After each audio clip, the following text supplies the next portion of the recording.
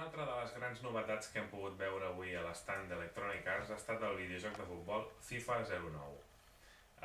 Segons el seu product manager, en David, ens ha advertit que han treballat molt en millorar tot allò que la comunitat de jugadors de FIFA els ha demanat a través de fòrums, e-mails, etc. Alguna de les coses que hem pogut provar han sigut, per exemple, el tema dels porters, no? Que fins ara, si premiem el botó I o el botó triangle, segons la consola de què disposàvem, el porter feia unes sortides en fals que realment ens causaven molts problemes. Ara realment, quan premiem el botó, el porter sortirà. Però això és una de les infinites solucions que Electronic Arts ha donat a tots els problemes que fins ara arrossegava la versió anterior del seu videojoc.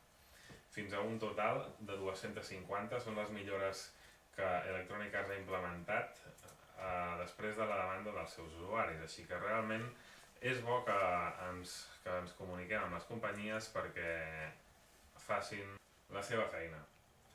A part d'això, ens han comentat que una de les seves grans apostes per a aquest nou FIFA és l'Adidas Live. Què és Adidas Live? Doncs per començar us hem de dir que serà una modalitat de joc actualitzat de pagament.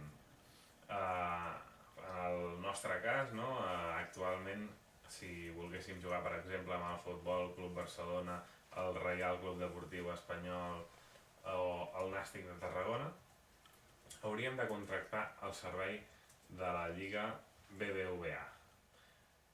Què passarà si contractem aquest servei? Doncs que setmanalment s'actualitzaran totes les plantilles dels jugadors de tota la lliga i també s'actualitzarà el seu estat, tant físic, mental com psicològic, el seu rendiment, i això afectarà a la jugabilitat del joc, els jugadors que podem posar en escena, etc. i el nivell de rendiment de tots els equips.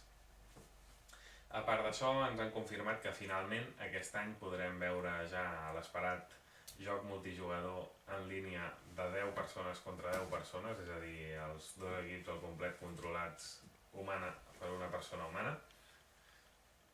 I una altra de les característiques que ens ha cridat l'atenció és el fet que a partir d'ara s'ha acabat l'excusa de dir jo amb aquest joc no en sé perquè els botons no m'hi acabo d'acostumar, perquè podrem configurar exactament cada acció amb el botó que més ens vingui de gust.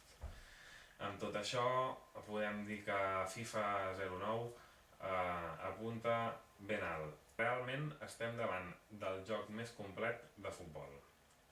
Com dirien Electronic Arts, it's in the game.